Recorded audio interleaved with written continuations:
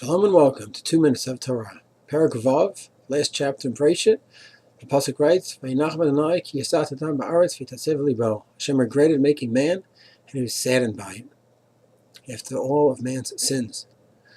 The Mefarshim, especially the medieval philosophers such as Rambam, Sadiq, Kuzari, Ibn Ezra, and others, consistently stress the idea, Dibra, Torah, Adam. The Torah is written in a way for man to relate to.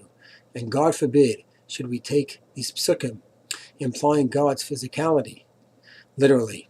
We must understand the Torah is written in a way that we can relate to, but God, he does not have guf, does not have feelings. We cannot project that onto God.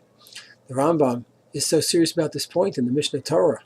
In Hilchot Teshuva, he writes that one who believes that God is physical is considered to be a heretic, and does not have a share in Olam Habah. The Raavad there does argue with the Rambam and says that such a person does not lose Olam Habah. There are those who have the version of the Raavad that he says that there's some who are greater than the Rambam that believe in God, that God is physical, while the Kesef Mishnah, according to Rabbi, maintains that that's not the proper nusach in the Raavad. Rather, he simply maintained that a person is not greater than the Rambam, cannot have such a thing, but he does not lose Olam Habah. Either way, the Raavad does hold that such a person is not considered heretic. He applies the idea of shogeg. A person doesn't believe intentionally that God's physical, he just misunderstood the Pesukim.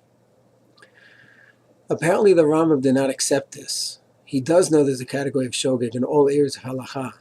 But over here there's a question of having a proper belief, a fundamental belief. And a person's fundamental belief of God is warped and distorted. That he's just missing the point. He cannot have a connection to God, and he cannot believe, he cannot develop with all the mitzvot and has greater spirituality if the base is off. So that's why the Rambam was so harsh.